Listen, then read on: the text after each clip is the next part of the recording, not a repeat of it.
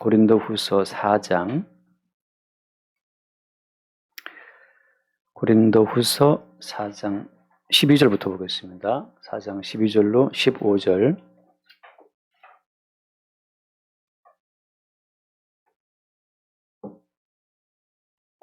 12절. 그런즉 사망은 우리 안에서 역사하고 생명은 너희 안에서 역사하느니라.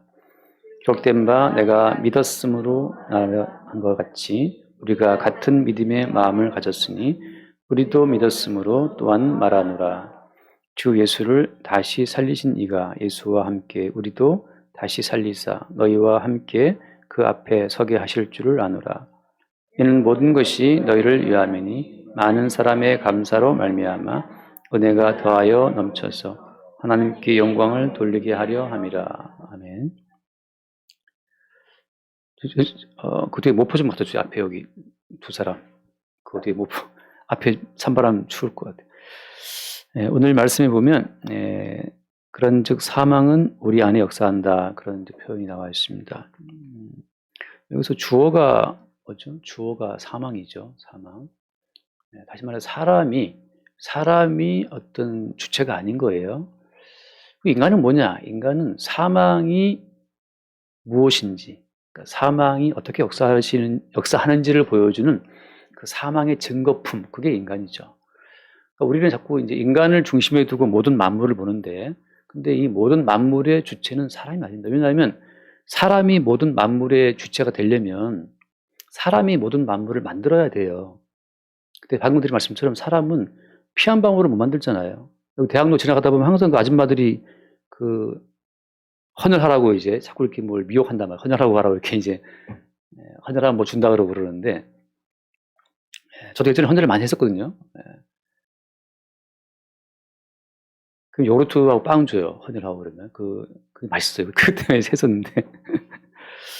이 첨단 과학 시대에 우주로 보내는 이 시대에도 불구하고 피를 못 만들어요, 사람이.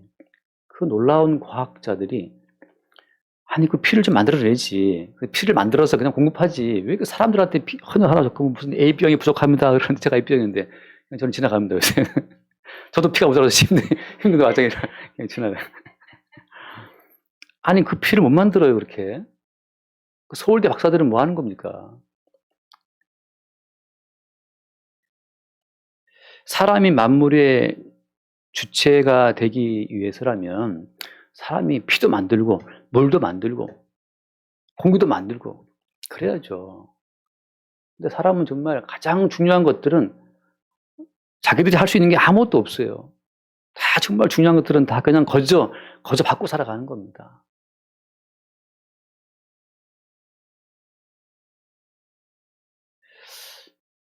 우리가 태양빛을 만들 수 있나요?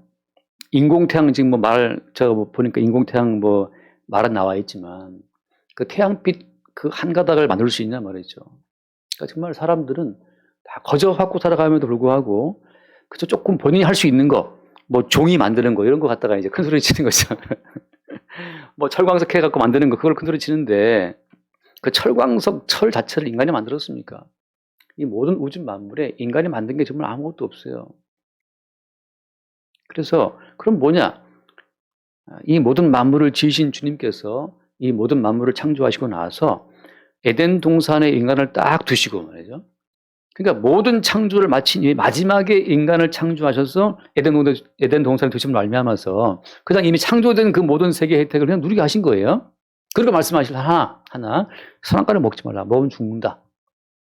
선악과를 먹으면 죽는다. 아웃이다. 그렇게 말씀하셨단 말이죠. 정말 먹었어요. 죽었어요. 따라서 하나님께서 말씀하신 그대로 정령 죽으리라고 하는 그 죽음이 어떤 것인지를 인간은 평생 하나님이 선언하신 그 죽음의 그 내막을 평생 경험하면서 인생을 살아가는 거예요. 그래서 오늘 말씀에 그런즉 사망은 우리 안에 역사하고라는 말씀처럼 주어는 인간이 아니고 사망이 주어예요, 사망이. 근데 그 사망이 어떻게 우리 인간을 해체시키는지, 끝내 그 사망이 어떻게 우리 인간의 육체를 하나하나 날에 갈수록 쇠퇴해지고 망가뜨려 결국은 무덤 속에 집어쳐넣는지를 그 사망이 우리 가운데 역사하고 있다는 거죠. 그러니까 우리는 그 사망의 역사를 보면서 사망을 우리 가운데 풀어놓으신 그 하나님의 뜻을 바라보는 겁니다. 하나님 왜 사망이라는 이 늑대 같은 걸 풀어놔서 이렇게 그냥 이 사람도 물어 죽이고 그 사망에 물린 사람들이 하루하루 죽어가는 거예요. 하루하루. 뭐 날마다 멀어져 간다 하는 뭐 서른쯤의 노래처럼 뭐 그건 진짜 그냥 넋두리고 사망이 미친 개처럼 날뛰면서 지금 다 물어 죽이고 있는 겁니다. 사망이 우리 안에 역사하고. 그건 놀랍게도 근데 이 사망의 역사를 본 자, 사망이 정말 이게 미친 개처럼 지금 역사하고 있다는 그 사실을, 그 사망이 날뛰는, 그 사망이 주인공이 되어 설치는 그 세계를 본 자가 누구예요? 그걸 본 자가 사도 바울이라고 하는 거죠. 그 누굽니까? 이미 그리스도 예수와 함께 죽고 예수와 함께 살아난 자의 안목에만 이게 보인다고 하는 거죠. 이게 참 놀라운 겁니다. 예수와 함께 죽고 예수와 함께 살아난 자의 눈에만 인생의 주인이 저 잘났다는 인간들이 아니고 사망이네라를 본다는 거죠. 사망은 우리 안에 적사하고 이 말을 할 수 있는 자는 누구냐? 사망으로부터 노연한 자, 예수와 함께 죽고 예수와 함께 살아난 자만 이런 말을 할 수 있어요. 그래서 태연하게 야 그냥 사망에 물려서 그냥 매일매일 죽고 가자. 누가 죽음을 피할 수 있어요? 매일 죽고 가는데. 흰머리가 생긴다고 뭐 방망이 들고 시키면 흰머리는 저 세월을 막을 수 있습니까? 그 시자가 생각이 안 나네. 그 늙는 것을 막겠다고, 그 늙어지는 것을 아니 방망이로 막습니까? 미사일로 막습니까? 김정은이가 뭐 지금 미사일을 개발했다 하는데 김정은이가 개발한 미사일로 본인의 늙어 죽음을 막을 수 있겠어요? 하나님 허락하실 거죠. 그 죽음의 그 횡행, 그 죽음의 그 활극을 막을 자는 아무도 없습니다. 박사든 무슨 또 뭐 있습니까? 대단한 사람들이. 대단한 사람이 뭐 대통령이 대단합니까? 그래서 오늘 그 잠깐 뒤에 말씀 보면 그 14절 먼저 볼게요. 14절 말씀. 14절에 주 예수를 다시 살리신 이가 예수와 함께 우리도 다시 살리사라고 하잖아요. 저는 이 말씀이 너무너무 좋은 것이 뭐가 좋냐? 예수와 함께 우리도 다시 살리사. 이 말씀이 너무 좋아요. 예수와 함께 우리도 다시 살리사. 예수님께서 무덤을 열고 나오실 그때 우리도 함께 살아났다는 거죠. 예수와 함께 다시 살림을 받고 보니까 이 세상은 정말 사망이 정말 미친 개처럼 날뛰는 세상이라는 사실을 우리가 보게 되는 거죠. 그리고 태연이 이미 예수와 함께 죽었기 때문에, 이미 죽은 자이기 때문에 태연하게 우리 육체의 죽음 자체를 우리가 받아들이고 수용하는 겁니다. 우리 편안하게 죽읍시다. 편안하게 죽어도 그거 좀 아무튼 죽음을 두려워하지 말고 죽음을 받자는 거죠. 죽음의 잔을. 왜? 그 누구도 이미 사망의 역사를 피할 적 없으니까.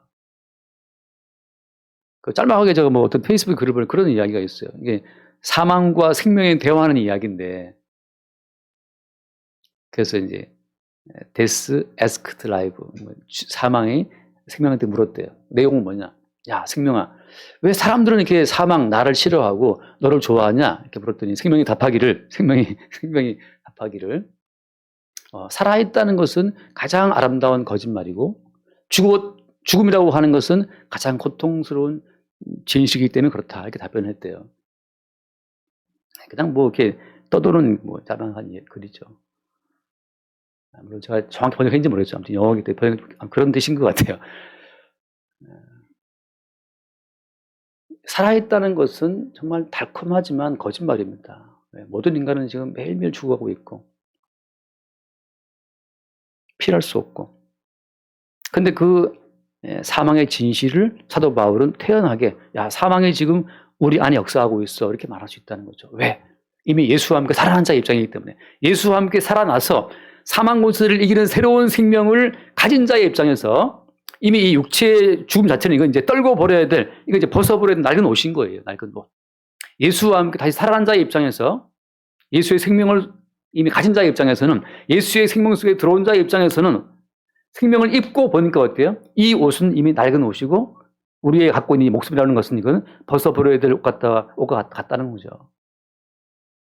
이미 새로운 차가, 새로운 신차가 예약되어 있어, 저기. 그 입장에서는 지금 타고 있는 낡은 중고차가 이게 빨리 망가지는 것도 상관없잖아요. 마치 그런 것처럼 이미 예수님과 함께 살아나서 그 부활 생명을 얻은 자의 입장에서 보니까 지금 우리가 이렇게 애중지하고 이렇게 우리가 그 매달리고 있는 우리의 목숨이라고 하는 것은 이것은 결국은 벗어버려야 될 매일매일 죽어가고 있는 낡은 옷과 같다는 사실을 본다는 거죠. 그래서 오늘 말씀에 다시 돌아와서 12절 말씀, 그런즉 사망은 우리 안에 역사하고, 이 말씀과 동시에 뒤에 무슨 말을 합니까? 생명은 너희 안에서 역사한다. 자, 이 이야기는 무슨 말이겠어요? 사망이 우리 속에 역사한다는 것을 지금 보는 것도 어때요? 보는 것도. 자, 사망의 역사를 보는 것도 왜 볼 수 있다? 예수와 함께 살아난 부활 생명을 소유한 자의 눈에만 이게 보이는 겁니다. 예수와 함께 살아나서 새로운 부활 생명을 이미 얻은 자의 안목에만 사망의 역사를 본다고 하는 거죠. 그런 사람은 좀 태연하게, 평안하게 사망의 역사 앞에 자기의 몸을 내놓을 수 있어요. 근데 그럼 하나님께서 그럼 왜 이미 예수와 함께 살아난 새로운 생명을 소유한 그런 성도들을 왜 이 땅에 낡은 옷을 입고 살게 하면서 매일매일 그 낡은 옷을 더 낡아지게 하듯이 사망 역사 가운데 우리를 허락하느냐? 그 뭐 때문이라고 되어 있는 겁니까?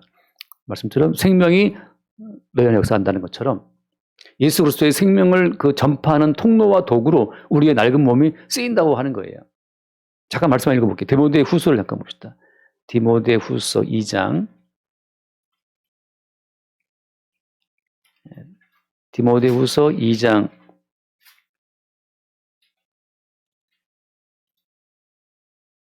8절부터 봅시다. 2장. 내가 전하는 복음대로 다윗의 씨로 죽은 자 가운데서 다시 살아나신 예수 그리스도를 기억하라. 9절. 복음으로 말미암아 내가 죄인과 같이 매이는 데까지 고난을 받았으나 하나님의 말씀은 매이지 아니하니라. 그러므로 내가 택함 받은 자들을 위하여 모든 것을 참음은 그들도 그리스도 예수 안에 있는 구원을 영원한 영광과 함께 받게 하려 함이라. 여기 보면 8절에서는 다시 살아나신 예수 그리스도를 기억하라. 9절에서는 나는 매였지만 말씀은 매이지 않았다. 10절에서는 내가 택함 받은 자들을 위하여 모든 것을 참다라고 하잖아요. 사도 바울이 이 육신을 가지고 이 고통받으면서 고통을 참고 견디는 그 이유는 뭐 때문입니까? 지금 주님께서 자기 육신을 통해서 계속 그 말씀 자체를 나타내고 드러내시는 과정이 있기 때문에 주님께서 이 낡은 몸을 가지고 주의 말씀을 나타내고 드러내는 통로로 쓰고 있기 때문에 사도 바울은 기꺼이 이 자기 낡은 몸을 가지고서 모든 걸 참고 있다는 말을 하고 있는 거죠. 누구를 위해서? 택함 받은 자들을 위해서.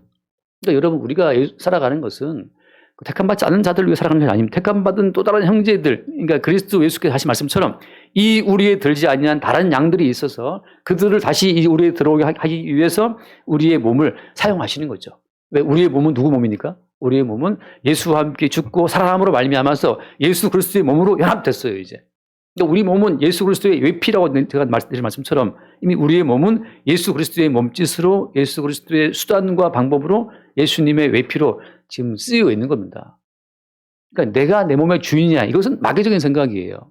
왜? 그 누구도 자기 몸의 주인이 자기라고 주장할 수 없어요. 왜? 네 몸을 네가 만든 것도 아니고 네 심장을 네가 뛰게 하는 것도 아니잖아요. 우리 신체 대부분의 이 부분이 우리 의지와 무관하게 움직입니다. 대장, 소장, 여러분 의지로 뭐 움직이라 해서 움직입니까? 심장 보고 뭐 뛰어라 얘가 뛰는 거예요. 피 보고 뭐 돌아 이 피가 돌아가는 겁니까?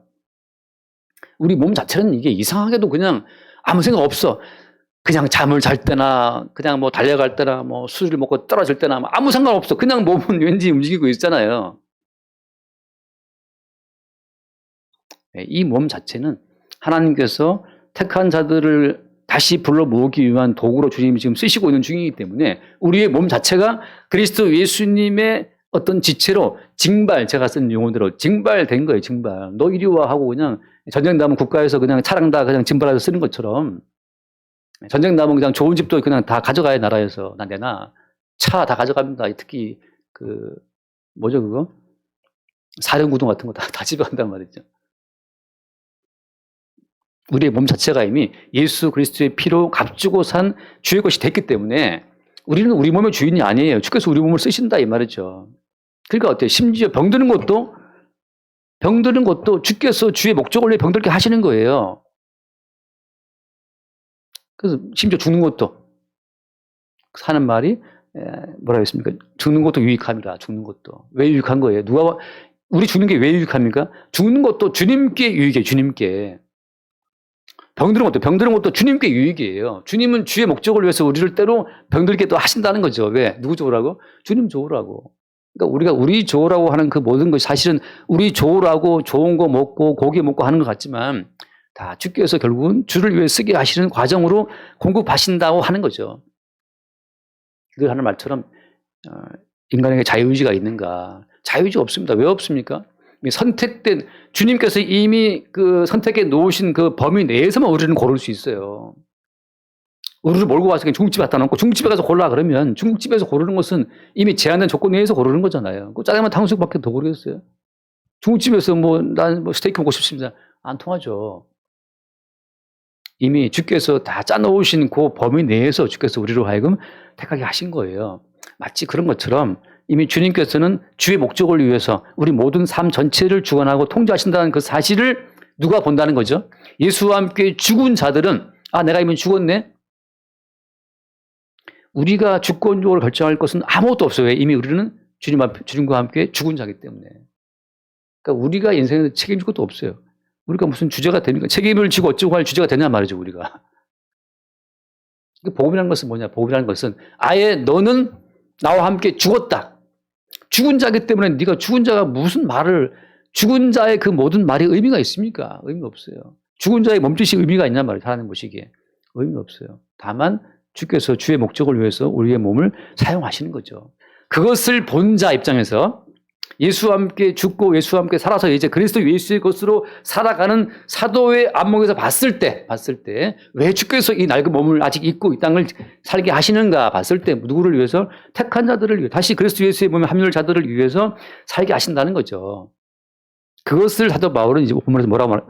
사망이 우리 안에 역사하고라고 말을 하는 거예요. 매일매일 주님께서는 넌 죽었잖니 바울아 너는 이미 나와 함께 죽었어. 지금 가난합니다. 넌 나와 함께 죽어서 내가 너를 가난하게 한 것이다. 끝이에요, 그것이. 주님 아파요. 너무 아픈데. 야, 넌 나와 함께 이미 죽었고, 너를 아프게 하는 것도 내 뜻이야. 그걸로 상황 끝이에요. 사도 바울이 자기 육체의 고통 때문에 3번이나 간구했잖아요. 낫게 해달라고. 주님께서, 야, 내 은혜가 내게 족하다. 그걸로 상황 끝입니다.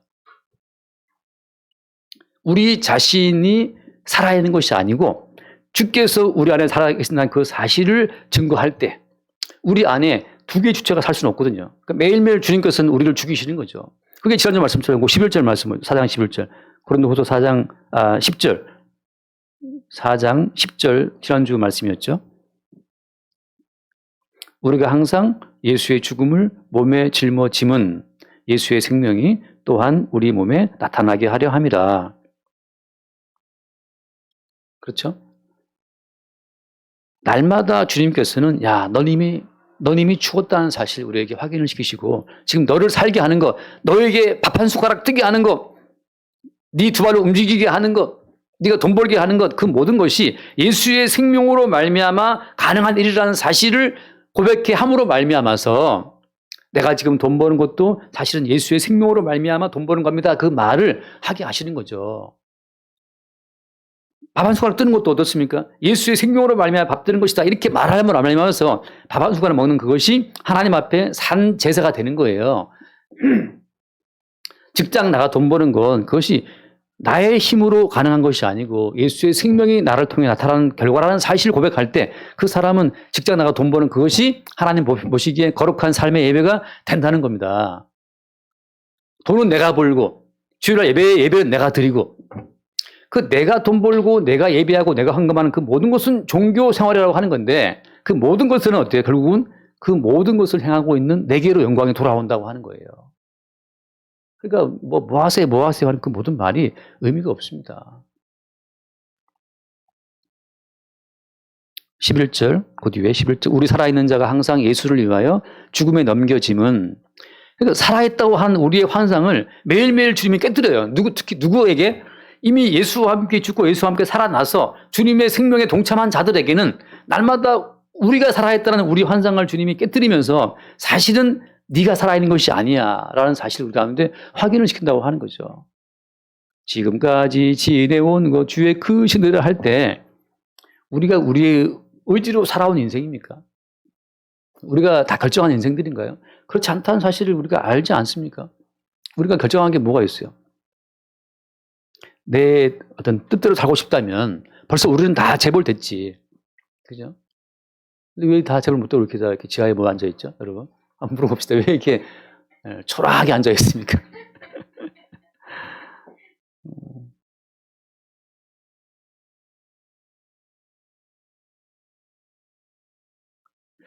그 화려한 불빛 뭐 그런 노래 있잖아요.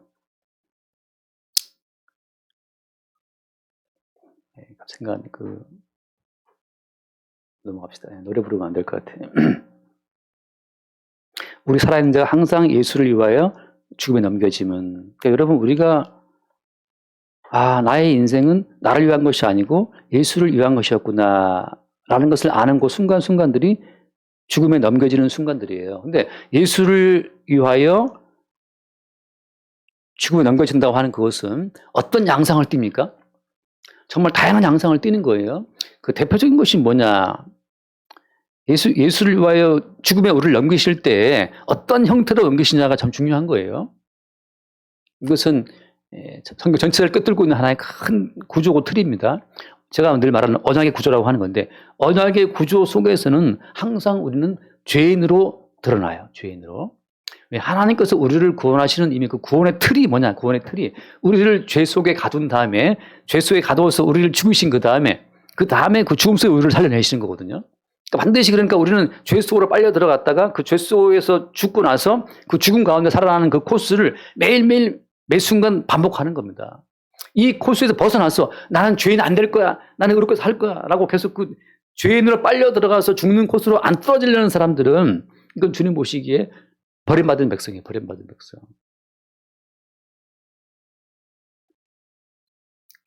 그렇게 말할 수 있는 근거는 뭐냐? 예를 들어서 하나님께서 다윗이라는 사람을 아무튼 간음죄와 살인죄와 뭐 여러 가지 사기죄에 다 집어넣어서 이제 죄인도 만드는데, 그 죽어마땅한 자기의 죄를 발견하는 과정, 그 과정을 거치고 난 이후에 다윗은 어떻습니까? You deserve die. 그 나라 선지자 책망인데, 당신은 죽어마땅한 자라는 그 사실, 당신은 죽어마땅하다는 그 선고를 받죠. 당신은 죽어마땅한 죄인이라고 하는 그 범죄함으로 말미암아서 그 죄로 인해 죽어야 된다는 그 사실을 선고받는 과정을 통해서 나중에 뭐가 주어집니까? 주의 용서의 은총이 주어진다고 하는 거예요. 그 선지자 지금 찾지 않겠지만 선지자 하는 말이 뭐냐? 이미 하나님께서 당신의 죄를 용서하셨다라는 말을 해요. 용서하셨으나 원수들로 말미암아 비방거리를 얻게 했기 때문에 이제 여러 가지 일이 벌어진다는 사실을 말한다는 거죠. 다시 말해서 성도는 이미 용서를 받고 나서 이미 용서받은 그 죄의 어떤 참상들을 하나하나 이제 발견하면서 인생을 살아가는 거예요. 용서받기 위해서 막 애쓰는 인생이 아니라는 겁니다. 성도의 인생은 용서받기 위해서 기도하고, 용서받기 위해서 막 회개하고, 용서받기 위해서 막 눈물 콧물 흘리고 그런 인생이 아니고, 이미 용서를 받고 이미 결산되고 계산 끝나고 나서 무엇이 결산되었는지를 이제 인생을 살아가면서 하나하나 확인하는 과정을 살아가는 거예요. 네. 이 말은 어려울 수 있지만 그렇습니다. 하나님의 계시의 세계 속에서는 이미 모든 것이 완료되어 있어요. 완료된 그 계시의 세계의 모든 완료된 내용이 역사를 통해서 차근차근 지금 펼쳐지고 있는 겁니다. 그래서 현재란 무엇이냐? 현재라고 하는 것은 완료된 미래의 재생이라고 하는 거죠. 여러분 축구 봤잖아요. 축구 이미 끝났잖아요.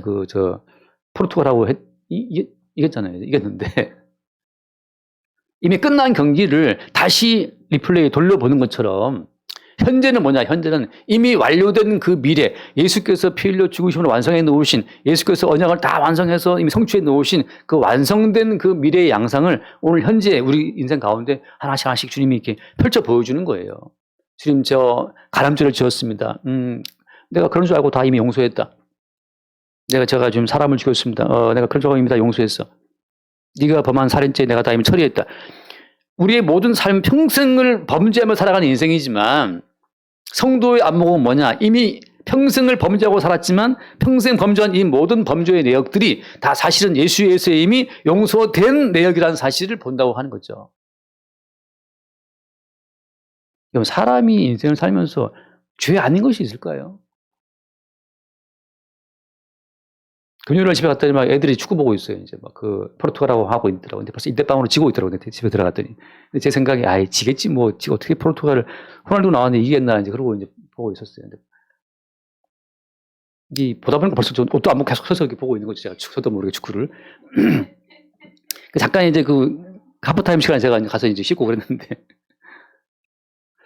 월드컵에 왜 이렇게 열광합니까? 근데 생각해 보세요. 카타르 월드컵 이번 준비하면서 경기장을 짓느라고 카타르 월드컵 노동자들이 6,700명이 죽었대요. 6,700명이. 다 외국인 노동자를 들여온 겁니다. 말하면 산업재해죠. 짓다가 죽은 거예요. 제가 보기엔 카타르가 이게 월드컵 치를 나라가 아니에요. 왜냐하면 영국이나 미국, 우리나라 같은 경우도 이미 다 있어요. 다 있잖아요. 우리도 상암도 있고, 우리는 몇 개씩 있잖아요. 우리나라. 수원도 있고, 다 있어요. 이미 있는 경기장이 많이 있는데 카타르가 욕심을 낸 거죠. 아무도 없는 나라에서 우리 하겠다. 그때부터 이제 경기장 때려짓느라고 6,700명이나 애들이 아니고 근로자들을 죽게 한 거죠. 근데 생각해 보세요. 우리나라 파리바게뜨, 우리나라 제과점에서 한 명 죽었다고 해서 그 사람들이 그 빵을 안 팔아주냐 불매운동하고 그랬잖아요. 한 명 죽었다고 불매운동 벌일 만큼 민감한 우리 양심이 웬일인지 6,700명이 죽었다는 카타르에서 그거 싹 무시하고 그거 좋다고 막 응원하고 그것도 막 울더라고 또 응원당 한 사람들 울고 말이죠. 우리 애들도 우리 은규도 코너킥도 뭔지 몰라. 코너킥이 뭐야 아빠? 구석에서 차는 거야. 거기서 왜 차? 업사이드는 뭐야? 우리 애들 아무도 몰라. 모르는데 그냥 재밌다고 보는 거지. 무조건 이기면 된다. 이제 국뽕이라는 거죠. 이게 좋다는 거죠. 그냥. 내가 아빠는 안 볼 거야. 그러니까 은규가 와서 아니 대한민국 사람이 안 볼 수 있어 그러는데 벌써 이게 어디인지 벌써 이 땅에 같이 벌써 이게 머리가 물들어 버린 거죠. 대한민국에 응원해야 됩니까? 난 포르투갈 응원할 거야. 나는 아무 상관 없지만 사람의 양심이 얼마나 선택적으로 기능하는지를 볼 때 놀랍지 않습니까? 한 명 죽어도 불매운동 벌였는데 6,700명 죽었는데 우리는 거기 열광하고 있어요. 인간이 과연 의롭습니까? 양심이 있어요? 인간은 그냥 죄인이에요. 뭘 해도 죄인입니다. 월드컵 보고 막 눈물 흘리고 막 응원하는 그 사람들 6,700명의 그 죽음과 그들의 가족들에 대한 아픔을 생각이나 해봤겠어요? 우리도 모르는 사이에 6,700명의 그 죽음에 가담한 어떤 살인 방조죄, 살인 방조죄에다 우리는 걸린단 말이죠. 이 땅에 누가 나는 깨끗하고 고고합니다. 이런 사람이 누가, 사내들과 살면 그 사람은 사내들과 그 승려들은 고고한 인생을 산다고 말할 수 있어요.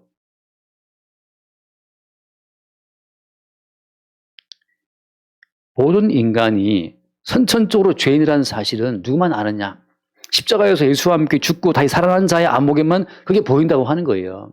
그래서 예수와 함께 죽고 살아난 자는 인간의 의로움을 믿지 않아요. 인간의 선함도 믿지 않습니다. 오히려 인간의 선함과 인간의 의로움이 십자가에서 대신 죽으신 예수님의 의로움을 가리는, 해방하는 역할을 한다니까요.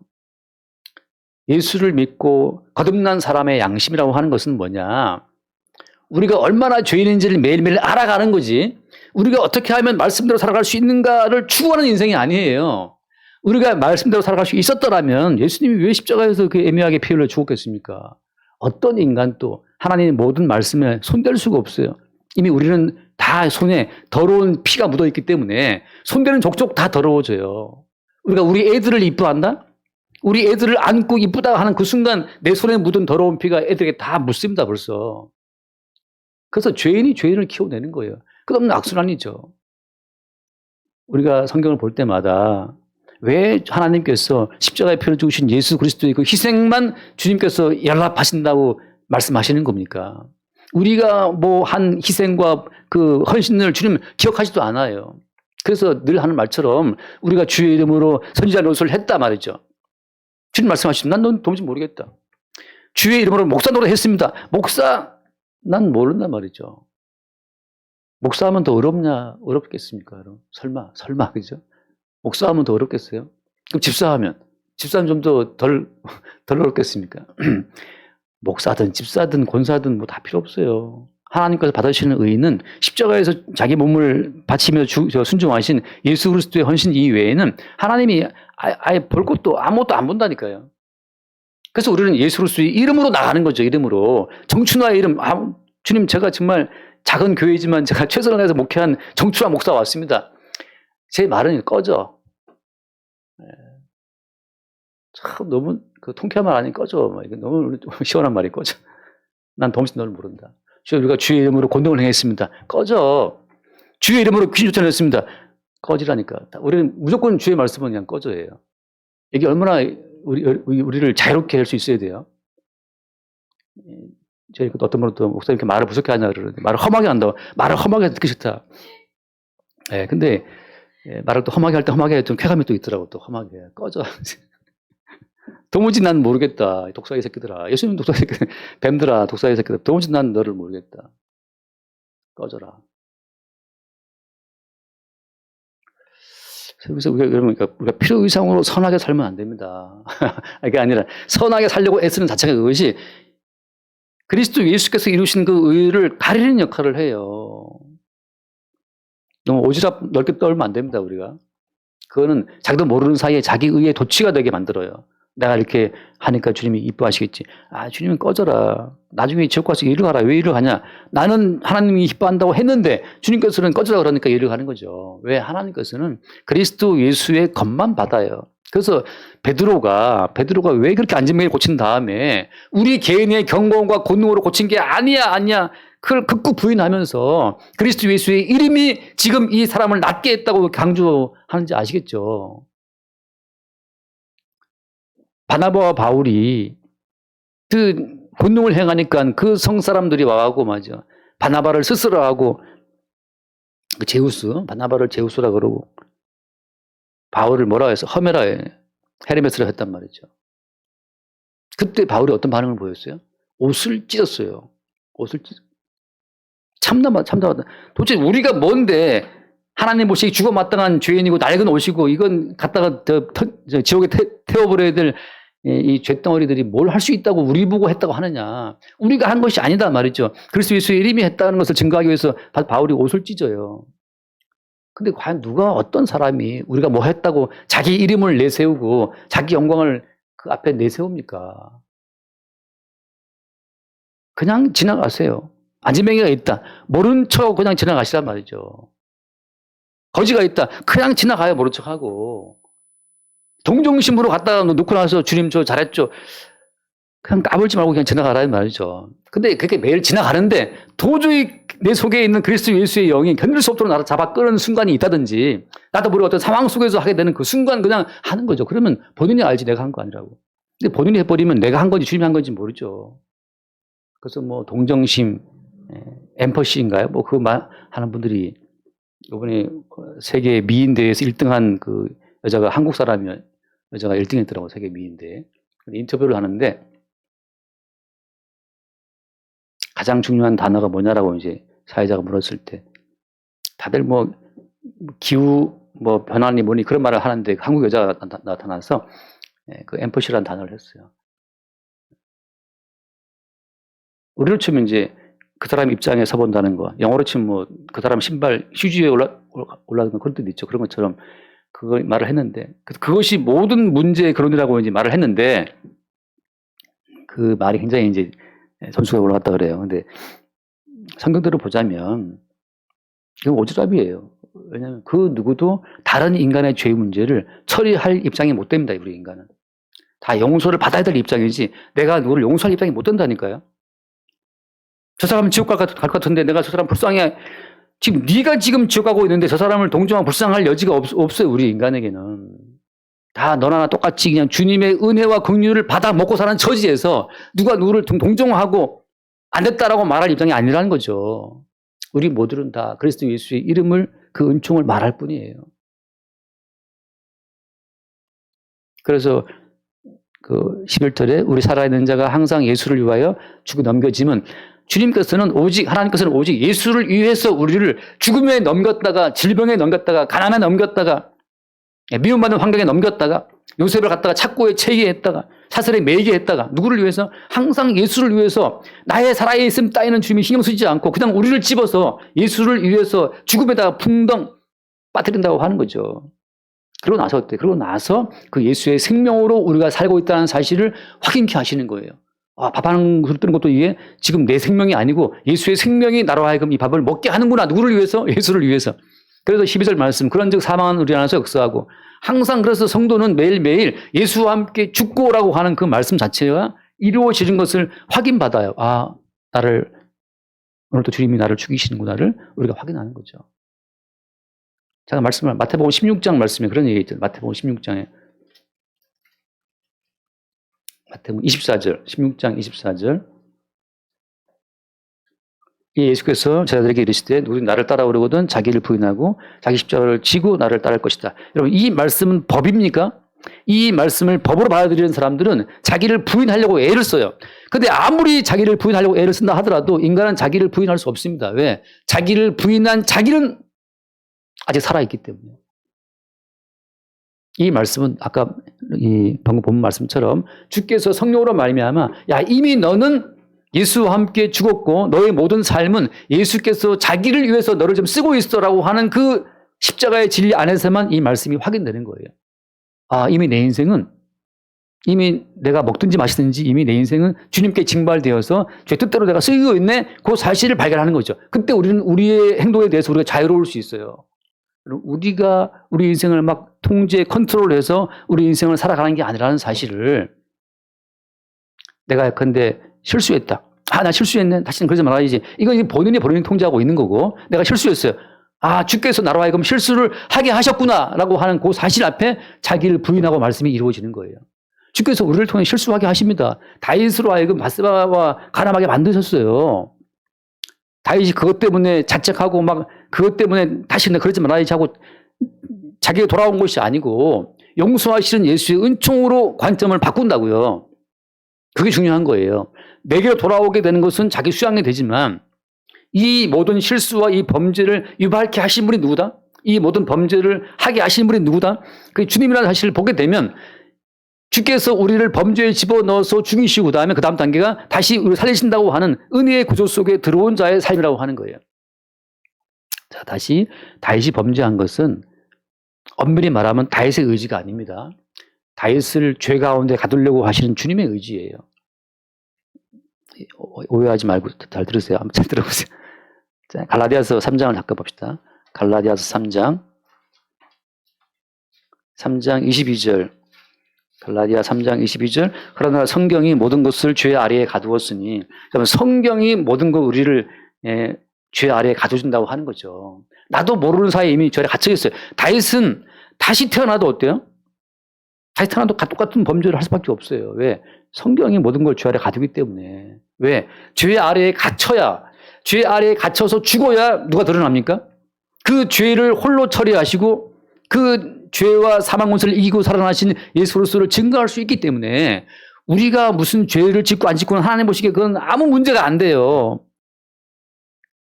여러분, 우리 중심의 관점에서 벗어날 수 있기를 바랍니다. 내가 누굴 죽였다, 내가 간음을 했다, 그거 하나님 보시기에는 아무 문제가 아니에요. 우리는 어차피 걸려야니까. 우리는 어차피 쓰레기니까. 아무리 쓰레기가 좀 바뀐다 하더라도 그냥 재활용 쓰레기일 뿐이에요. 그냥. 일반 쓰레기냐, 음식물 쓰레기냐, 재활용 쓰레기냐. 그 차이지. 하나님 보시기에 모든 인간이 이미 틀렸어요. 그러니까 우리를 단도리 해서 잘 살아봐야겠다. 그건 지금 왼손이 더러운데, 더러운 왼손 갖고 이 오른손을 더러운데 왼손을 닦고 있는 거와 마찬가지라고 하는 거죠. 하나님 보시기에 우리 개인이 어떠한 삶은 의미가 없어요. 왜? 이미 죄 아래 가뒀기 때문에. 뭐 하기 위해서? 그 죄를 처리하러 오시는 예수를 증거하기 위해서는 누군가 죄인이 있어야 돼요. 여러분이 내가 왜 그렇게 인생을 살았던가? 자책하고 아이고 내 팔자야. 그럴 필요가 없는 것이 왜 그렇습니까? 주께서 모든 것을 죄 아래 가두려고 이미 작정하시고 덤벼들기 때문에 그래요. 달콤한 인생이라는 그 영화의 명대사 있지 않습니까? 왜 그랬어요? 라고 남자 주인공이 물어볼 때 또 다른 남자 주인공이 말하죠. 내가 보스인데 보스가 무슨 문제가 있어 그러면 그 쫄따구이 가운데 누군가가 문제 있다고 자기 그 잘못 시인해야 되는데 다 잘못이 없다 그러네? 이 보수의 말 자체가 설 수가 없잖아요. 영화 안 보신 분들은 그냥 넘어가시고. 하나님께서 예수 그리스도를 만유의 주로 세우시기 위해서는 그 예수께서 홀로 죄 문제를 처리하고 사망 권세를 이기시고 부활하셔서 만유의 주가 되어야 되는데 아무도 죄인 안 되려고 그래 이렇게. 아무도 죄인이 안 되면 그 죄를 처리하러 오셔야 될 예수 그리스도가 올 수가 없죠. 예수님은 죄인을 부르러 왔기 때문에 죄인 누가 있냐? 나 죄인 부르러 왔어. 그런데 아무도 나는 착한 사람, 나는 일에 2번 금식하는 사람, 나는 11조를 바치는 사람, 난 예배 나가는 사람 아무도 죄인이 없네? 예수님 혼자 그냥 아이씨 모색하네. 아무도 죄인이 없네? 딴 데로 가셔야 돼요. 예수님께서는 그래서 모든 걸 죄 아래 가두어서 그 신실한 다윗을 죄 아래 가두어서 그 신실한 다윗으로 말미암아 예수 그리스도의 위상을 드러내시는 거예요. 이것이 의의 종이에요. 의의 종. 성도는 죄인의 모습으로 의의 종으로 쓰이는 겁니다. 바리새인들은 의인의 모습으로 죄의 종으로 쓰이고 있는 거고 나를 중심에 두면 자꾸 이것이 혼동이 일어나요. 근데 하나님께서는 이미 우리 자체를 그냥 징발하셨고 우리를 하나의 사물처럼 취급하시기 때문에 그리스도 예수의 주되심을 위해서 우리의 모든 삶의 양상들을 죄에 빠뜨렸다가 사망에 빠뜨렸다가 그렇게 이끌어가신다고 하는 거죠. 여기에 대해서 여러분 그게 자유예요. 자유. 그리스도께서 우리를 자유케 하려고.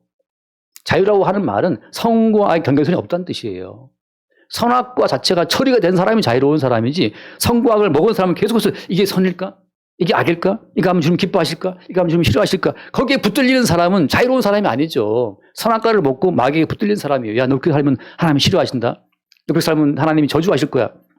근데 이미 그 선과 악의 모든 문제를 예수님이 십자가에 처리를 했기 때문에 성도 입장에서는 그 선과 경계선이 이미 사라졌어요. 천국에 계시록에 나오지만 천국에 없는 나무가 무슨 나무? 천국에 없는 나무가 천국에 아무튼 22장에 생명나무는 나오는데 뭐는 없어요? 선악과 나무는 없어요.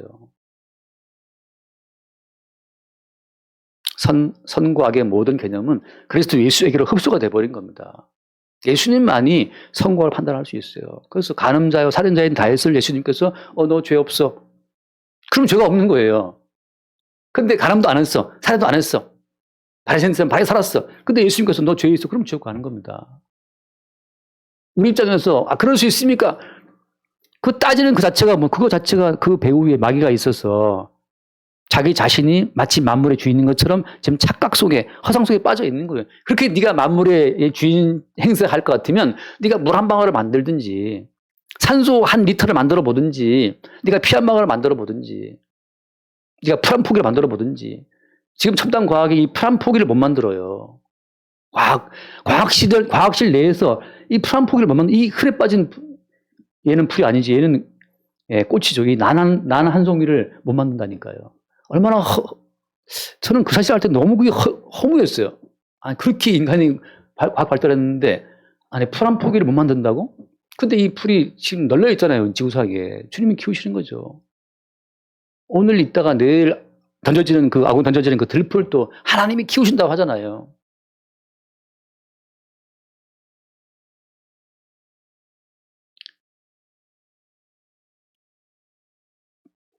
네, 항상 이런 식이죠. 지금 이게 그 뒤에 부분을 그래서 얼른 13절 기록된 바 보면 돌아와서 내가 믿었으므로 말하였다 한 것 같이 우리가 같은 믿음의 마음을 가졌으니 우리도 또한 믿었으므로 또한 말하기. 이게 무슨 말이냐면 상황 자체는 지금 다 현상은 지금 다 거꾸로 말하고 있는데 지금 사도 바울은 믿음으로 말하고 있는 거예요. 믿음으로. 왜냐하면 지금 심장 뛰고 있는데 성경에서 무슨 말합니까? 죽었다 그러니까. 지금 내 머리 움직이고 있고 내가 지금 생각할 수 있고 내가 짜장면 먹을 수 있는데 성경에서는 지금 우리의 모든 의지 자체가 하나님 모시기 의미 없다 그러니까 현상적으로 볼 때는 도저히 이 모든 말씀을 수용할 수 없어요. 내가 왜 죄인이야? 근데 무슨 말합니까? 내가 믿었음으로 말한다. 이 믿음 자체는 그리스도 예수의 은총으로 주는 선물로서의 믿음이기 때문에 믿음 안에서 어때요? 보이는 다시 뭐라 했습니까? 믿음이라고 하는 것은 바라는 것들의 실상이고 보지 못하는 것들의 증거라고 하잖아요. 자, 현상은 분명히 우리의 살아있음을 말하고 있지만 하나님 말씀은 무슨 말한다? 죽었다고 말하고 있어요. 이것은 오직 믿음으로 말미암아서만 보이지 않는 그 세계 자체가 우리 가운데 현실로 실제로 다가올 수 있는 겁니다. 그러니까 이 성경의 이야기는 믿음으로만 대화가 되는 거지. 믿음 없이는 보이지 않는 것들의 증거라. 야, 천국이 어디 있어? 천국 본 사람 있어? 내 믿음이 증거야. 믿음이 증거예요. 천국은 그 믿음 속에 실제성을 띠는 겁니다. 그럼 나도 믿겠습니다. 억지 믿음, 그 억지 믿음은 요만한 사람 다 날아가 버립니다. 그건 만들어낸 믿음은 주님 모시기 죄악이 돼요. 예수 믿는 게 죄가 돼요. 그래서 왜? 아니 보이지 않는 예수는 믿어줘야 되는 거지. 예수 믿으면 좋다 그러니까 일단 예수 믿겠다. 나 믿겠습니다. 예수 믿어서 뭐 하려고? 예수 믿으면 복 받는다며요. 그 예수 믿는 게 죄가 되는 거예요. 예수 믿는 게 죄라는 사실을 또 예수 믿으세요. 예수 믿으면 죄 됩니다. 이거 죄인이란 증거예요. 예수는 믿게 되는 거죠. 그리고 그 믿게 됨으로 말미암아 지금 바울이 말하고 있다는 거예요. 그 뒤에 맞춥시다. 14절. 주 예수를 다시 살리신 이가 예수와 함께 우리도 다시 살리사 너희와 함께 그 앞에 서게 하실 줄을 아노라. 이건 믿음 안에서 그냥 바울은 아는 거예요. 예수를 살리신 분이 다시 살렸구나 나를. 다시 살아나 보니까 이 모든 인생의 진실이 보이는 거예요. 다 죽음 가운데 있는 것들이 자기가 인생의 주인인 것처럼 그냥 기고만장해서 막 까불다가 결국은 다 하나씩 죽음의 활동 앞에서 그냥 사라지는 겁니다. 미친 늑대처럼 날뛰는 그 죽음 앞에서 하나 둘 사라지는 거예요. 뭐 대단하게 보이지만 그냥 죽음 앞에서 죽음의 그 death is at work이라고 되어 있거든요. 죽음이 활동하고 있다. 계속 죽음이 지금 기능하고 있어요. 이 세상을 돌고 있고 우리 안에 돌고 있단 말이죠. 이것을 누구만 본다? 예수와 함께 살아난 자의 입장에서만 죽음이 활동하는 세상의 실상을 보게 되고 야, 세상은 지금 죄와 사망 가운데 놓여 있다는 사실을 확인하는 거죠. 성도는 이미 예수와 함께 살아나서 그의 부활 생명 속에 있기 때문에 편안하게 이 모든 죽음 자체를 수용할 수가 있고 주님이 이 죽음 자체를 사용하시는구나. 뭘 위해서? 택한 자들을 위해서 사용하시는구나로 자기의 이 낡은 목숨을 기꺼이 주님 앞에 내드릴 수 있는 겁니다. 사나 죽으나 가난하나 부하나 망하든지 잘되든지 간에 그냥 주님께서는 우리의 몸을 가지고서 주님 자신의 목적을 위해 쓰고 있어요. 주님 돈 벌게 하시면 돈 버시고 까먹게 하시면 까먹어야 됩니다. 물론 우리의 이 머리는 기막히게 움직여서 또 까먹을 때는 빨리 철수하고 말이죠. 돈 벌 때는 뛰어들고 한단 말이죠. 그렇게 하라 이 말이죠. 왜? 어차피 죽고 자는 우리가 아니고 누구니까? 주님이니까. 그냥 잔머리 쓰고 사세요. 왜? 잔머리를 써도 어때요? 죽고 자는 주님이니까 주님이 자를 건 자르시고 줄 건 준단 말이죠. 편안하게 잔머리 쓰면서 그냥 죄인됨을 드러내면서 사세요. 그럼 억지로 죄지란 말입니까? 꼴값 떨지 말고 너는 억지로 죄를 짓지 않았더라도 너는 죄인이었어 벌써. 왜 주제 파악 못하고 너는 이미 근본적으로 죄인인데 뭐 내가 정신 차리면 죄인 안 될 것처럼 하냐 말이죠. 공부 안 하는 사람들이 꼭 뭐 공부하라 그러면 그때부터 막 계획표 세운다고 막 이러고 있어요. 너는 기본적으로 계획표 세우기 전부터 너는 이미 안 된 먹은 인간인데 뒤늦게 지금 뭐 한다고 되겠어요? 이런 우리의 이미 주권이 죽게 갔다는 사실, 사나 죽으나 우리는 주의 것이고 주께서 우리를 매일매일 죽이시면서 뭐 하신다? 주님의 생명을 우리의 낡은 몸을 통해서 나타내고 드러냄으로 말미암아 생명의 증거로 우리를 쓰고 계신 겁니다. 그렇게 편안하게 죽게 우리 인생을 내드릴 수 있기를 바랍니다. 기도합시다. 하나님 아버지 감사합니다. 날마다 사망이 우리 안에 역사하고 우리 안에 역사하는 사망으로 말미암아 또 다른 형제들에게 주님의 생명의 공급됨을 늘 새롭게 보게 하여 주옵소서. 우리 주 예수 이름을 기도드립니다. 아멘.